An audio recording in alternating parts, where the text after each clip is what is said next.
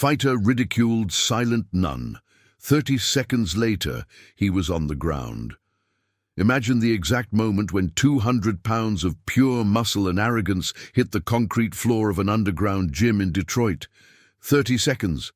That's all it took for everything Tommy the Crusher Morrison thought he knew about strength to crumble like a house of cards. Picture this scene. A smoky basement filled with the smell of sweat and testosterone, where men gather to prove their worth through raw violence. The crowd is roaring, money is changing hands, and in the center of it all stands a giant of a man, 6 feet 4 inches of intimidation, undefeated in 43 fights. Tommy has just spotted something that doesn't belong in his world. A small woman in a simple grey habit, quietly observing from the corner. The laughter starts as a ripple and becomes a tsunami. "Hey sister, you lost the churches upstairs." The jokes get cruder, the crowd gets louder, and Tommy sees an opportunity to put on a show. What happened next would be talked about in that gym for years to come, whispered in locker rooms across the city, and eventually changed the way an entire community viewed strength, faith, and the dangerous assumption that we can judge someone's power by their appearance. But here's what makes this story truly extraordinary. It's not just about a fight. It's about a moment when the universe decided to teach a lesson so profound, so unexpected, that it would transform not just one arrogant man, but everyone who witnessed it. Because sometimes the greatest victories come wrapped in the most humble packages, and sometimes the strongest people are the ones who choose silence over shouting. What you're about to discover will challenge everything you think you know about true strength, and I guarantee, by the end of this story, you'll never look at quiet confidence the same way again. The basement of Murphy's gym on 8 Mile Road wasn't listed in any phone book. You didn't find it through Google searches or Yellow Pages advertisements. You found it through whispered conversations in dive bars, through knowing glances exchanged in legitimate gyms upstairs, through the kind of network that exists in the shadows of Detroit's underground fighting scene. Every Friday night, men from across the Motor City descended those concrete steps into a world where rules were suggestions and pride was currency. The air hung thick with cigarette smoke and the metallic scent of blood that never quite washed out of the canvas mats. Exposed pipes dripped condensation that mixed with sweat to create a perpetual dampness that clung to everything and everyone. Tommy Morrison had been the undisputed king of this underground kingdom for 3 years running. At 28, he carried himself with the swagger of a man who had never met a problem he couldn't solve with his fists. His knuckles were a roadmap of victories, scarred and calloused from 43 fights without a single loss. The crowd knew his routine: enter with a cocky smile, demolish his opponent with brutal efficiency, and leave with their money and their respect. But Tommy was more than just muscle and technique. He was a showman who understood that in the underground fighting world, intimidation was half the battle. He would arrive fashionably late, letting anticipation build in the crowd.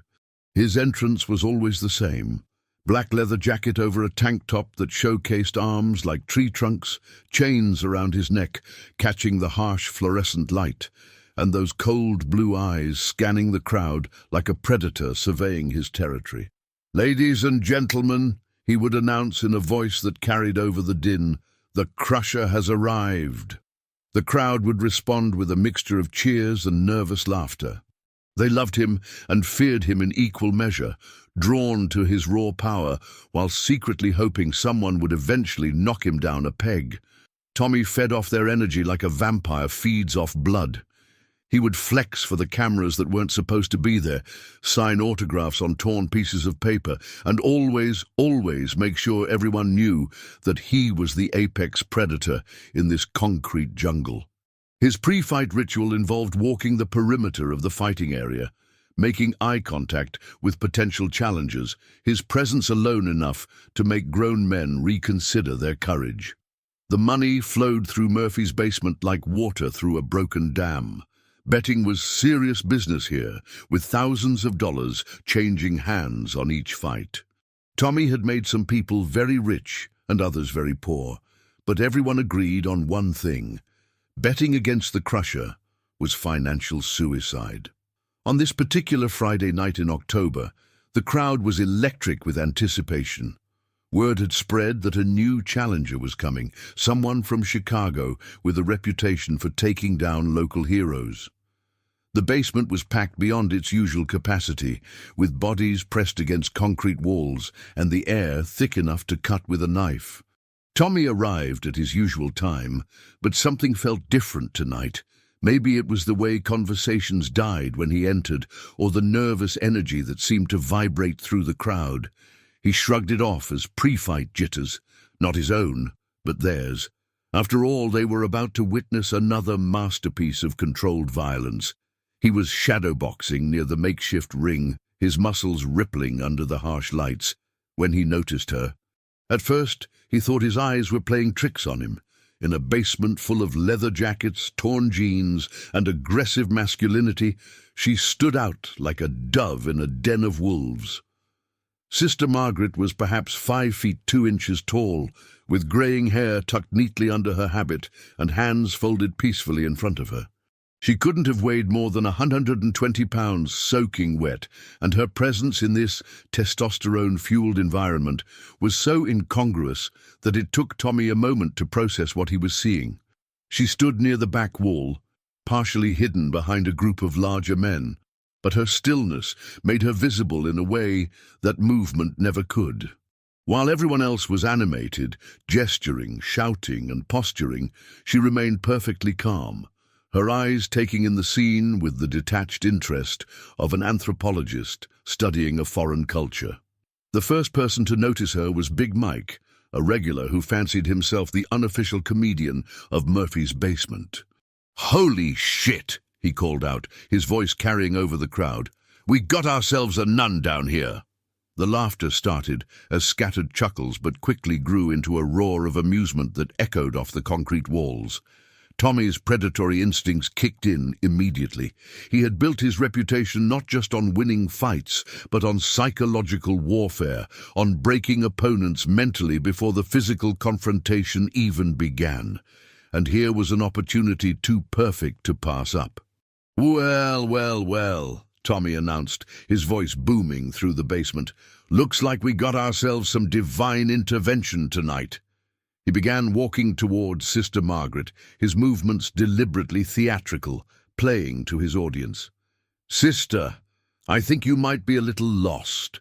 The church is upstairs, and I'm pretty sure it's closed for the night." The crowd erupted in laughter and crude comments. Someone shouted, "Maybe she's here to give last rites." Another voice called out, "Pray for us, sister. We're about to witness a murder." The jokes got progressively more inappropriate, feeding off the mob mentality that had taken hold of the room. But Sister Margaret didn't react. She didn't flinch, didn't look embarrassed, didn't turn to leave. She simply stood there, her hands still folded, her expression unchanged. If anything, she seemed to be studying Tommy with the same calm interest she had shown the rest of the scene. This lack of reaction only fueled Tommy's performance. He was accustomed to intimidating people, to seeing fear or anger or some kind of emotional response to his presence. Her complete composure was both fascinating and infuriating. "What's the matter, sister?" Tommy continued, now standing just a few feet from her, his massive frame towering over her small form. "Cat got your tongue? Or are you just praying for all us sinners down here in hell?" The crowd loved it, their laughter and cheers creating a feedback loop that pushed Tommy to become even more theatrical. He began circling her slowly, like a shark circling wounded prey. "You know what I think?" he said, his voice taking on a mocking tone. "I think someone upstairs sent you down here to witness some real power. Maybe you've been praying for miracles, and tonight you get to see one. The miracle of the Crusher turning another tough guy into ground beef." Still, Sister Margaret remained silent. Her eyes followed Tommy as he circled, but her expression never changed. She didn't seem frightened or offended or amused. She just watched. The crowd was eating it up. Phones were being pulled out to record the spectacle, though photography was officially forbidden in Murphy's basement. Bets were being placed not just on the upcoming fight, but on how long it would take for the nun to break and leave. "Tell you what, sister," Tommy said, stopping directly in front of her again. "Since you came all this way to see what real strength looks like, why don't you get a front row seat? I'll make sure my next opponent puts on a good show for you before I put him to sleep." That's when she spoke for the first time, her voice so quiet that only Tommy and the few people closest to them could hear her. "I'm not here to watch," she said simply. The words were spoken so softly, so matter-of-factly, that Tommy almost didn't process them. When he did, his first reaction was confusion, then amusement. "What did you say, sister?" This time, she spoke loud enough for more people to hear, though her tone remained calm and even. "I said I'm not here to watch. I'm here to participate." The laughter that followed was deafening. Men were doubling over, wiping tears from their eyes, slapping each other on the back. Someone shouted, "She wants to fight." Another voice called out, "Put her in the ring." The mockery was relentless and cruel, but through it all, Sister Margaret's expression never changed. Tommy couldn't have asked for a better setup. Here was his chance to put on the performance of a lifetime, to demonstrate his dominance in a way that would be talked about for years. "You want to participate, sister?" he said, his voice dripping with false concern. "This isn't a bake sale. People get hurt down here, seriously hurt." "I understand," she replied simply. The crowd was losing its mind. Phones were recording from every angle now, despite the rules. This was going to be social media gold, the kind of viral content that people would share with disbelief and amusement. Tommy played it perfectly. He looked around at the crowd with exaggerated concern, as if he were genuinely worried about this tiny woman's well-being. "I don't know, folks," he said, shaking his head. "My mother raised me never to hit a lady, especially not a woman of God." "Then perhaps," Sister Margaret said, her voice still calm, "you should be more concerned about whether I might hit you." The basement fell silent for a moment, as if everyone needed time to process what they had just heard. Then the laughter returned, even louder than before. Tommy joined in, throwing his head back and laughing with genuine amusement. This little nun had more attitude than most of the men who came down here to challenge him. "All right, sister," Tommy said, wiping tears from his eyes. "You've got guts, I'll give you that, but I can't fight you. It wouldn't be right." "Then don't fight me," she replied. "Just stand still for 30 seconds. Tommy's laughter died in his throat. He stared at her, trying to read some hint of humor or irony in her expression, but found none. She was completely serious. 30 seconds, he repeated. 30 seconds. She confirmed. "If you can remain standing for 30 seconds, I'll leave quietly and never return. If you can't—" She paused, and for the first time, Tommy thought he saw the ghost of a smile cross her face. "Well, then perhaps you'll have learned something valuable." The crowd was going wild. This was better than any fight they had come to see. The absurdity of the situation was intoxicating, and everyone wanted to see how it would play out. Tommy looked around at the faces surrounding him, all of them expectant, all of them waiting to see what the great crusher would do when challenged by a nun who barely came up to his chest. His reputation was built on never backing down from anyone, on meeting every challenge with overwhelming force. But this was different. "You're serious," he said, and it wasn't a question. "Completely," she replied. Tommy felt trapped by his own image. He had spent years building a reputation as someone who feared nothing and no one. To refuse this challenge, no matter how ridiculous it seemed, would be seen as weakness. And in the underground fighting world, weakness was a luxury he couldn't afford. But at the same time, the whole situation felt wrong. He wasn't afraid of losing. That was impossible. But there was something about this woman, something in her calm confidence that made him uneasy in a way he couldn't quite define. 30 seconds, he said finally, and the crowd erupted in cheers and laughter. 30 seconds, she confirmed. Tommy began to remove his leather jacket, playing to the crowd, flexing his arms and rolling his shoulders. If he was going to do this ridiculous thing, he was going to make sure everyone understood that it was just a game to him, a momentary diversion before the real fight began. Sister Margaret, meanwhile, did something that surprised everyone. She began to remove her outer habit, revealing simple black clothing underneath. Her movements were efficient and unhurried, like someone preparing for a task she had performed countless times before. As she folded her habit carefully and set it aside, the crowd got its first good look at her physique. She was small, yes, but there was something about the way she moved, something about the definition visible in her arms and the controlled grace of her posture that suggested this wasn't going to be quite the comedy show everyone expected. Tommy noticed it too, and for the first time since this whole thing began, he felt a flicker of, not fear exactly, but uncertainty. He pushed the feeling aside.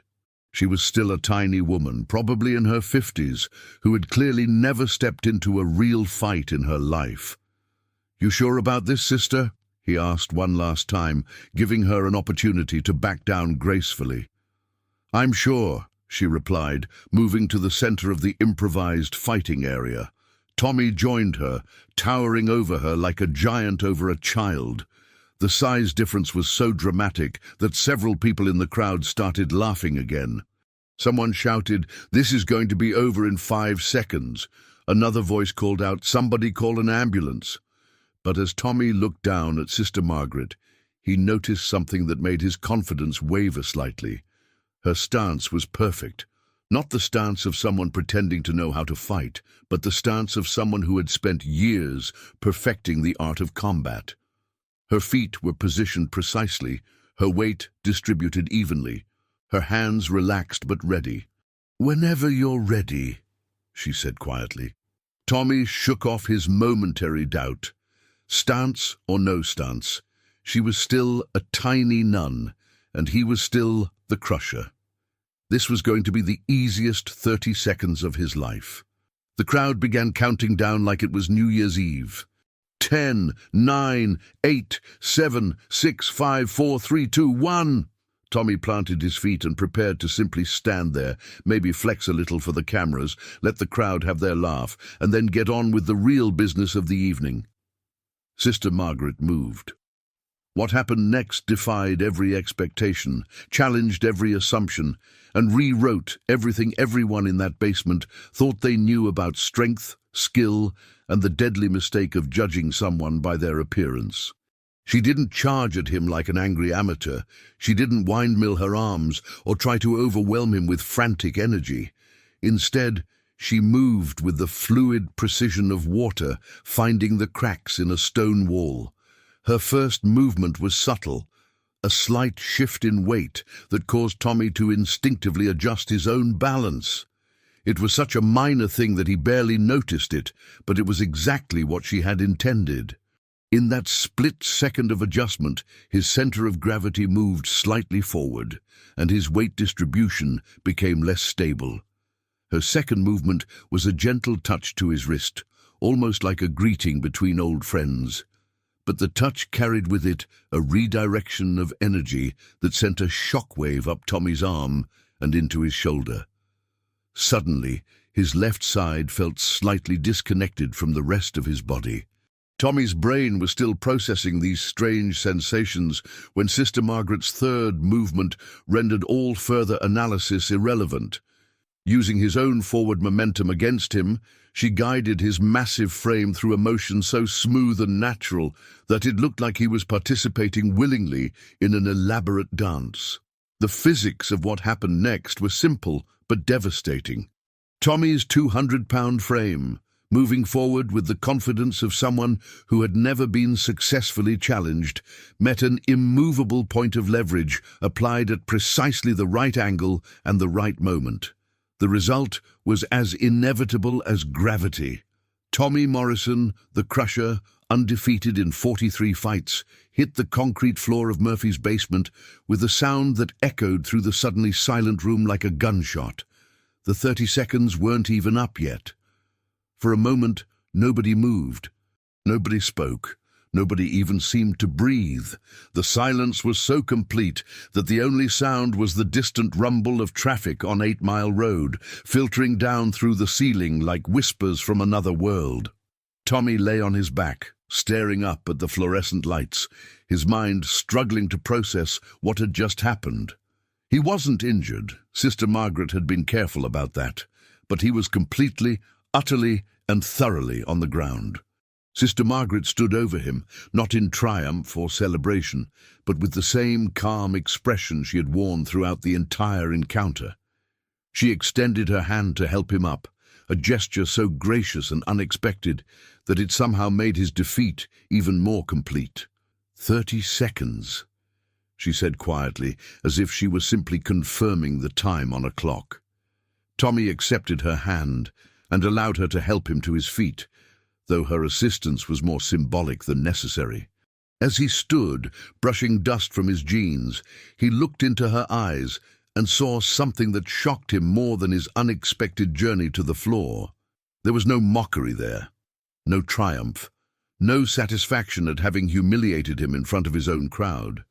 Instead, there was something that looked almost like compassion.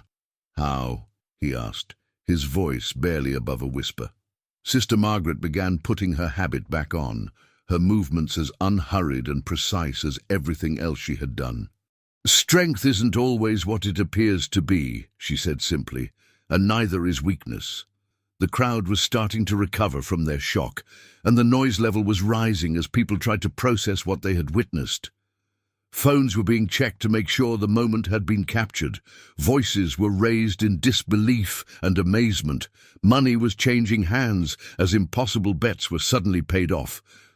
But Tommy wasn't paying attention to any of that. He was focused entirely on the woman in front of him, this impossible person who had just rewritten everything he thought he knew about combat, about strength, about the natural order of things. "Who are you?" he asked. Sister Margaret finished adjusting her habit and looked at him with those same calm eyes. "I'm exactly who I appear to be," she said, "a woman who has chosen to serve God and her community. But like many people, I wasn't always who I am now." She began walking toward the stairs that led up and out of Murphy's basement, but Tommy called after her. "Wait, please. I need to understand." She paused and turned back to him. The crowd had noticed their conversation and was straining to hear, but she spoke quietly enough that only Tommy could make out her words. 25 years ago, I was Margaret Chen," she said. "I was the world lightweight kickboxing champion. I was also angry and lost and using my skills for all the wrong reasons. I hurt people because I could, not because I should. I thought strength meant dominance, and dominance meant being feared." Tommy's mouth fell open. Margaret Chen. He knew that name. Every serious fighter knew that name. She was a legend, a woman who had dominated her sport in the 1990s before disappearing from public view at the height of her career. "You're—" he started, but she held up a hand to stop him. "I'm Sister Margaret now," she said firmly. "That other person, that angry woman who thought power was about proving she was better than everyone else. She's gone. She died the day I realized that true strength isn't about what you can do to others. It's about what you choose not to do." The words hit Tommy like a physical blow. In 30 seconds, she hadn't just put him on the ground. She had held up a mirror to his entire life, his entire identity, and shown him what he really was. "I came here tonight," Sister Margaret continued, "because I heard about a young man who was using his gifts to hurt people, to build himself up by tearing others down. I came because I saw myself in the stories I heard about the Crusher." Tommy felt something crack inside his chest, something that had been hard and cold for so long that he had forgotten it was there. "What am I supposed to do with this?" he asked, his voice thick with emotion he didn't understand. "That's up to you," she replied, But I'll tell you what I did. I found something bigger than myself to serve. I found a way to use my strength to build people up instead of breaking them down. I found peace." She turned to go again. But this time Tommy didn't call after her. He watched her climb the stairs, her small form disappearing into the world above, leaving him alone with a crowd that was buzzing with excitement and disbelief. But Tommy barely heard them. His mind was reeling with possibilities he had never considered, with questions he had never thought to ask. For the first time in years, he felt small. Not physically small. He was still 6 feet 4 inches of muscle and power, but small in the way that mattered, small in the presence of something greater than himself. The crowd eventually dispersed, the excitement of the evening carrying them out into the Detroit night. But Tommy remained in Murphy's basement long after everyone else had gone, sitting on the concrete floor where he had landed, staring at the spot where Sister Margaret had stood. He thought about her words, about the path that had led her from world champion to servant of God. He thought about his own path, about the violence and intimidation he had used to build his reputation. He thought about the fear in his opponent's eyes, which he had always mistaken for respect. For the first time in his adult life, Tommy Morrison questioned everything he thought he knew about strength, about power, about what it meant to be a man in a world that seemed to reward only aggression and dominance. The next Friday, when the crowd gathered in Murphy's basement, the Crusher didn't show up, or the Friday after that, or ever again. Some people said he had been so humiliated that he left town. Others claimed he had suffered some kind of breakdown and was getting professional help. A few insisted they had seen him volunteering at a soup kitchen downtown, though most people dismissed those reports as impossible. The truth was simpler and more profound than any of the rumors. Tommy Morrison had discovered something that Sister Margaret had tried to teach him in those 30 seconds on the concrete floor, that true strength isn't about what you can do to others, but about what you choose to do for others. He didn't disappear from Detroit. Instead, he started showing up in places where his strength could be used to build rather than destroy. He began working with at-risk youth, teaching them not how to fight, but how to find better ways to handle their anger and frustration.